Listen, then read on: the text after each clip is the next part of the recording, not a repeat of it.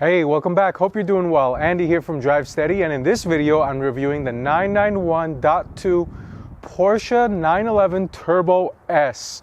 So listen up, the 991 is going to be remembered as one of the more popular 911 generations after producing cars like the GT3, the GT3 RS, the 911R, and of course the GT2 RS.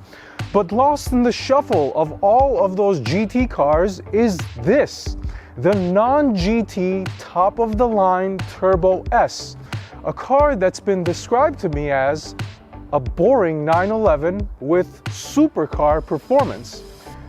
Now, is that really true? That whole boring part? We're gonna find out in this review of the Porsche 911 Turbo S.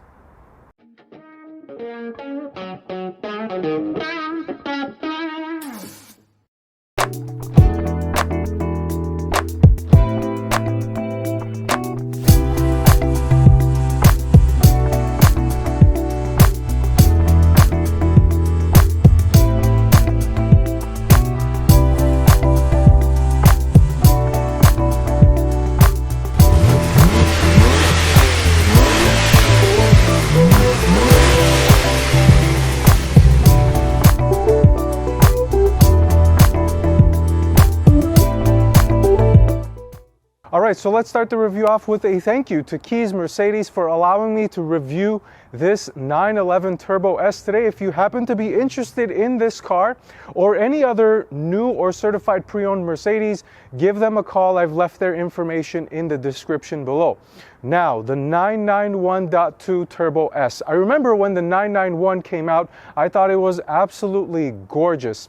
It made the already good-looking 997 that it succeeded look somewhat dated. But who am I kidding here? The 911 design has always been an evolution to the original, and Porsche are masters of tweaking the classical looks but still making it look modern, and for that, I love the way the 991.2 generation looks. Alright, so now let's talk about some of the technical details on the Turbo S, starting with PAA Porsche Active Aerodynamics. Now, if you remember back in 2017, 2018, this was the magic sauce that made cars go faster than they used to. And this 911 Turbo S has two forms of active aerodynamics, one up here with the front splitter and one in the rear. And the active aerodynamics have a manual mode. There's a button you can push that will extend all of the active aerodynamics, but there's also three separate modes for active aerodynamics. And starting off with the front splitter here, or the front spoiler, it's got three sections. It's got a middle section and two outer sections, and this plays a part into those three modes. Of course, the normal mode, both the front and the rear are retracted, and then they've got a sport mode, which at 75 miles per hour extends the outer portions of this front splitter, and in the rear it raises the wing 1 inch. And then the third mode is performance, and that is activated by putting the car in Sport Plus. And what that does on top of the sport mode is extends this third portion, the middle portion of the front spoiler, and it raises the rear wing 3 inches compared to 1, and it gives it an attack angle of 7 degrees. Now, at 186 miles an hour in this performance driving aerodynamics mode, the 911 Turbo S generates almost 300 pounds of downforce to help it stick to the ground, because this thing does have a top speed well over 200 miles an hour. Alright, so that 200 mile per hour top speed, how does it get there? Let's talk about the engine, but before doing that, the engine cover, a really nice design element that I noticed. Of course, you've got the vertical levers here, but also you've got these horizontal air inlets that are taking in air from on top of the roof, giving this induction setup back here, which of course this car needs all the air that it can get, because it is a 3.8 liter twin turbocharged flat 6-cylinder engine making 580 horsepower and 553 pounds-feet of torque, of course, when you activate the overboost function, which I'll talk about here in a second. It has a red line of 7,200, which is higher than what you get in the base turbo model by 200 RPM. and it's putting power down to all 4 wheels. Now, what does all of this translate to?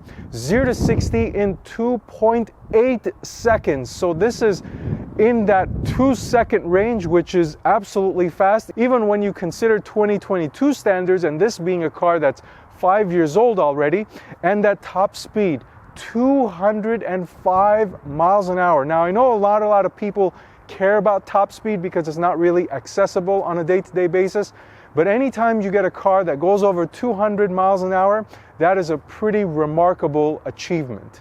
Now, as far as the weight goes, this car is a little bit on the heavier side for being such a small car, or compared to other 911s, 3,500 pounds, and that's what some people say contributes to the boringness of this car, for the lack of a better term, but we'll see about that when we drive it.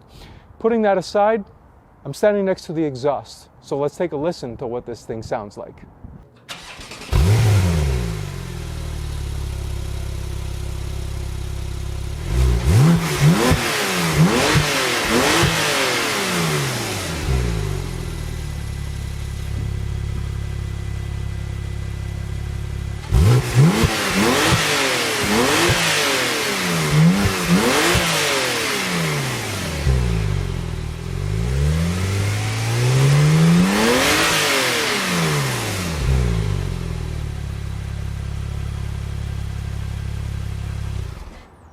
All right, so continuing with the wheels, tires, and the brakes. With these wheels, they're center locking. They're absolutely gorgeous. The spec with the black color paint and these silver shiny finished wheels look really, really good. Now, as far as the wheel specs, they're 20 by 9 up front, 20 by 11 in the rear, and then the tires, 245, 305 in the rear, wide wheels and tires. And then inside the wheelbarrow, you have standard carbon ceramic brakes. These are 16.1-inch rotors up front being bitten onto by a 6-piston yellow painted caliper, and of course the carbon ceramic brakes are distinguishable with the yellow or gold painted caliper. In the rear, it doesn't drop off. 15.5 inches back there with a 4-piston caliper. Now, these ceramic brakes, carbon ceramic brakes, are 50% lighter than what you get in the turbo trim level, which comes with steel brakes. So not only are you increasing performance, you're also cutting weight and increasing longevity. These carbon ceramics last a lot longer than the steel brakes you find in the regular 911 Turbo. So with that, now let's jump on the inside and I'll talk to you about what it's like in there. All right, so now the interior of the Turbo S, and one of the first things you'll notice starting to seem old is the interior. And this always happens when the newer generations of cars come out. The first thing that starts to look dated is the interior, and when you sit in the new 992 compared to this one, yes, they're somewhat similar, but the 992 has so much more tech. The design is much more modern, more touchscreen, less buttons. It's just another step forward and an evolution of what we've got in the interior here in the 991.2 generation. It's not to say that this interior is bad. Actually, this is a 5-year-old interior on a 16,000-mile car, and it looks immaculate with the black leather, the fit and the finish. It's got the optional carbon fiber trim pieces here. And of course, in the 991 generation, you've got the really cool looking cup holders as well. So now jumping into the details of the interior and how some of these things feel. First thing is the seat. I believe this is either the 14-way or the 18-way seat. I'm sorry, I'm not able to tell the difference with the Porsche seats. But it is a very aggressive seat, and at the same time, it maintains a balance of being comfortable. So I've got a thigh extender, I've got thigh bolstering, I've got side bolstering, both of which extend or expand pretty aggressively and hold you nicely in place, and all the other regular adjustments as well. So it is a pretty comfortable seat, but maintains as an aggressive seat. Of course, in this top of the line Turbo S trim level, you're going to want that. And then the steering wheel, this was such a big deal. This is the sport steering wheel. It has a smaller diameter. You do have the multi-control buttons. It does have the metal accents, which look very, very cool. And this is the first iteration of the dial controller, where you've got optional, sport, sport plus, and individual. It's really cool, and it allows you to toggle through your drive modes. Now moving to the gauge cluster, this is the classical 5-pod gauge cluster that you see in all 911s, and to the pleasure of many who have driven a 992, you can see all of them, as opposed to in the 992 with the screens, the outer screens are kind of blocked. But here you do have a little LCD that gives you a minimal amount of information. You can display your navigation there, but the speedometer goes up to 225 miles an hour, and that's not a gimmick, because like I said, this has a top speed of 205 miles an hour. And now the rest of this interior, this one is actually spec'd out pretty nicely. You do have the sunroof, and I forgot one thing. This has the Nick Murray spec of the leather cover on the steering column. So that's always really cool. Now coming over to the center section here, the infotainment screen. So this is, again, technology is the first thing that starts to look dated. So you are seeing this as the first iteration of what Porsche has now, kind of with the drive mode selector on the steering wheel. So this is an 8-inch screen, and one of the bigger differences that you're going to notice between this and the new one is there are still physical buttons that are shortcut keys to the specific sections within the infotainment system. But overall, it's a very simple infotainment system. It's very prior gen.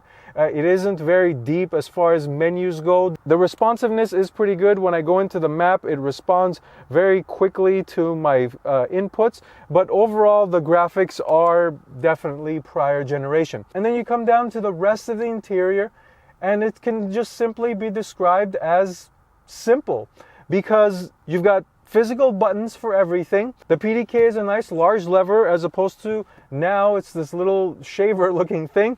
But overall, it's a no frills, not really much excitement in here. Very simple, very high quality interior. Of course, you do have back seats in a 911, but they're basically useless and more useful for storing stuff if you don't want to put it in the front trunk or the frunk. But again, it's a very simple, very cleanly laid out interior, and in this specific example, it is pretty highly spec'd. I noticed that there is sway and Alcantara in the steering wheel, and you do have the front lift system on this car as well, and the dash looks like it's got some extra leather and the carbon fiber, and it's held up very nicely, so it's a pretty clean interior with, again, that high quality I was talking about. So with that, let's go to the driving portion of the review, and let's determine if this thing is really a boring 911. Alright, so now the driving portion of the Turbo S review, and as always, the key, it's just a regular Porsche key. The cool thing is it looks like a little Porsche, and you can get your Porsche keys customizing the exterior color. I wouldn't for this one because it's just black. It's a black key anyway, but nonetheless, it does have that cool feature. As far as visibility, Porsche is the best at this. You've got this fishbowl style interior. You can literally see everything. It does have blind spot monitoring as well, so no issues seeing out of any part of the 911. And it's no different here in the Turbo S. As far as price goes, the Turbo S, when it was brand new, $205,000, and of course, you're very well aware, and if you weren't aware, all 911s and all Porsches have the ability to go basically buck wild and crazy, personalize the way that you like it, and that's the motto that they have. No 911 is similar. Yeah, now let's go ahead and turn this thing on and go for a drive. Foot on the brake, and of course the key is on the left. And it does have that classic Porsche sound from the engine. Put the seatbelt on. And let's go. Put it in D. Parking brake released, and let's go. So the nice thing I like about this is it doesn't have like a bunch of modes and stuff you can configure. You've got the PDCC on or off, or sport or normal. And then you've got the drive mode selector that configures multiple things. So I'm gonna put it in Sport Plus mode, and PDCC, all that stuff, the spoiler starts engaging, and let's go.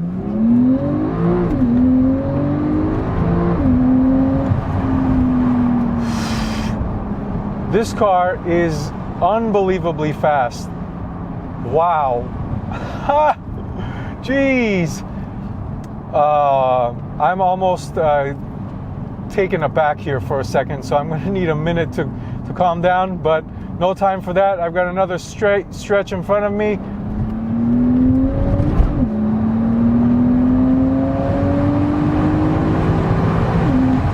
Woo! And the brakes are very, very good. You can really stand on them, and they wipe the speed immediately. This is a really, really fast car. The PDK downshifts sound really good. Turn really flat, actually. Let's go again.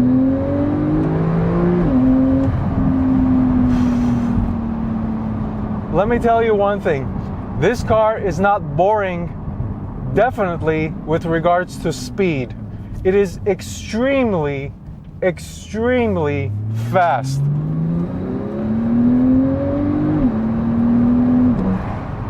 Now, one thing that I do think will liven this thing up is an exhaust, because the exhaust is a little tame. I'm gonna go ahead and put it back in normal mode. But yeah, I could see somebody saying this car is boring because of the exhaust. And the speed is fantastic, and it does have a very high revving engine for forced induction and a 3-liter. 7200, you typically see driver's cars with that much RPM, or that high of an RPM redline.